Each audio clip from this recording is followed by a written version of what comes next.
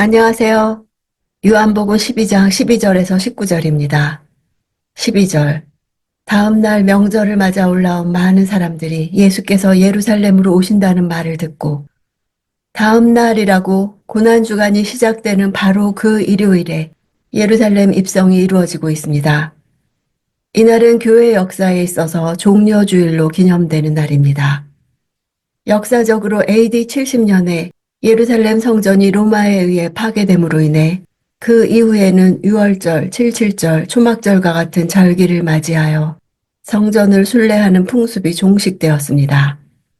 이제 구약 이스라엘이 애굽의 압제에서 벗어났음을 기념하는 유월절기를 맞아 모든 인류를 죄로 인한 사망의 세력에서 벗어나게 하기 위해 유월절 어린 양으로 돌아가시게 될 예수께서 드디어 모든 사람들 앞에 모습을 드러내시며 공개적으로 왕으로서 승리의 예루살렘 입성을 하시려는 것입니다.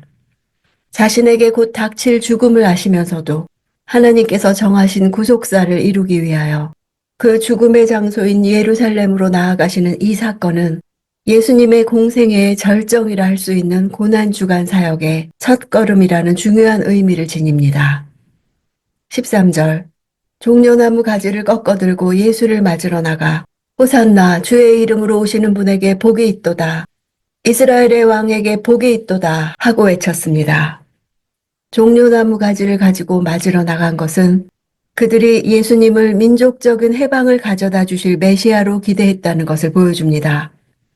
종려나무 가지는 구약적 전통으로 볼 때 의인이나 이스라엘의 통치자를 상징했습니다. 시편 118편을 인용하면서 호산나, 즉 나를 구원하소서라고 찬양합니다. 예수님은 왕이시지만 그들이 기대한 왕은 아니셨습니다. 14절. 예수께서는 어린 나귀 한 마리를 보시고 그 위에 올라앉으셨습니다. 이것은 성경에 기록된 것과 같습니다. 예수께서 어린 나귀를 타시게 된 과정에 대하여는 공관복음에 자세히 기록되어 있습니다. 예수께서는 이 나귀가 어디에 준비되어 있는지 찾아내셔서 제자들을 보내어 가져오게 하셨습니다. 그것은 주인이 없이 떠돌아다니는 길 잃은 나귀가 아니라 분명히 주인이 있는 것이었습니다. 예수님을 위해서 준비된 그것을 주인은 선뜻 내어주었습니다. 베다니에서 예루살렘까지는 그리 멀지 않기 때문에 굳이 나귀를 타실 이유가 없었습니다. 거의 모든 순례자들이 걸어서 예루살렘에 당도했습니다. 예수님은 의도적으로 타신 것입니다. 무리의 환호에 화답하시려면 사실 예수님은 말을 타고 입성하셔야 옳습니다. 그런데 나귀를 타셨다는 것은 그들의 환호를 받아들이시면서도 자신은 그들이 기대하는 왕이 아니라는 것을 표현하신 것입니다. 예수님은 평화를 위해 이 세상에 오신 분입니다. 그분으로 말미암아 우리가 하나님과 평화하게 되었고 유대인과 이방인이 평화하게 되었습니다. 15절. 시온에 따라 두려워하지 말라. 보라, 내 왕이 새끼 나귀를 타고 오신다. 요한은 예수의 예루살렘 입성을 스바냐 3장 15절과 스가랴 9장 9절을 인용하면서 해석해 줍니다. 시온에 따라 두려워하지 말라는 말씀은 스바냐에서, 너의 왕이 나귀 새끼를 타고 오신다는 말씀은 스가랴서에서 인용한 것입니다. 스가랴서는 철저하게 고난받는 메시아에 대해서 예언한 책입니다. 영광을 받기 전에 고난을 받으셔야 한다고 말하는 예언입니다. 그 고난받는 메시아는 왕으로 등극하시면서도 말이 아니라 나귀를 타십니다.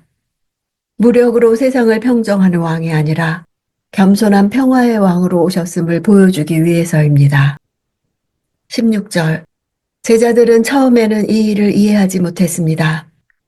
그러나 예수께서 영광을 받으신 뒤에 비로소 이 말씀이 예수를 두고 기록한 것이며 또한 사람들도 예수께 그렇게 행했다는 것을 깨닫게 됐습니다.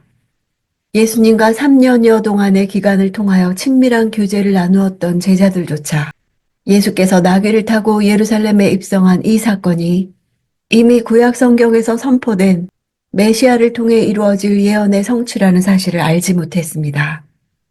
요한은 자신조차도 그때 영적으로 무지했음을 고백하는 것입니다. 17절. 또 예수께서 나사로를 무덤에서 불러내 죽은 사람 가운데서 살리셨을 때 함께 있던 사람들이 그 일을 증언했습니다.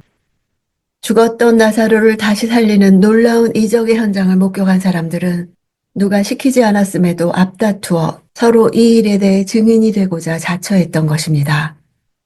주의 능력이나 역사에 대한 경험은 사람들로 하여금 그분을 알리고 증거하는 일에 적극적이게 만듭니다. 이러한 직접 체험자들은 이론상으로만 알고 있는 이들과는 판이하게 다릅니다. 이론상 아는 사람들은 모든 사실을 인정하고 동의하지만 복음을 증거하는 일에 적극적으로 나서지 않습니다. 반면 사람은 놀라운 비밀을 알고 있다면 그것을 한시라도 다른 사람에게 속히 알리고 싶어 합니다. 당시 많은 사람들이 운집하여 예루살렘에 입성하시는 예수님을 열렬하게 환영한 것도 바로 이 때문이었습니다. 19절. 그러자 바리새파 사람들이 서로 말했습니다. 보시오, 온 세상이 예수를 따르고 있으니 이제 할 수 있는 것이 없지 않소. 민심이 대거 예수에게로 쏠리는 것을 본 바리새인들 사이에서 터져나온 자조 섞인 탄식입니다. 이는 그들의 절망과 무력감을 잘 나타냅니다. 온 세상이라고 사용한 코스모스라는 단어는 우주, 인류를 나타냅니다. 이 단어까지 사용한 것을 볼 때 당시 예수님을 좇는 무리의 규모가 상당했음을 알 수 있습니다. 표적을 본 사람들의 증거는 순식간에 이토록 많은 사람들의 마음을 움직일 수 있었습니다. 그들은 냉소적으로 말한 것이나 오히려 진실을 예언한 셈입니다. 예수가 십자가에 들려 올려지면 온 세상을 자기에게로 이끌게 됩니다. 세상이 사탄을 따르지 않고 예수님 자신을 따르며 예수님을 영접하여 구원받게 하기 위해 오신 것이었습니다. 나사로가 소생한 사건은 표적이었습니다. 모든 표적을 다 성취하는 표적이었습니다. 우리 역시 하나님이 죽은 영혼을 살리시는 것을 목격한 증인들입니다. 세상을 사랑하고 자신만 사랑하던 사람이 하나님을 사랑하고 다른 사람을 살리는 사람이 되는 모습을 보는 증인들입니다. 우리가 소망의 이유를 갖고 죽음을 두려워하지 않고 생명의 하나님을 찬양할 때 세상은 두려워하게 될 것입니다. 예수님의 길은 내가 죽어서 남을 살리는 길입니다. 죽음을 통해서 죽음을 이기시고 생명을 주시는 예수님을 경험하기 원합니다. 예수님이 생명의 주권자이심을 증명하는 일상이 되기를 원합니다.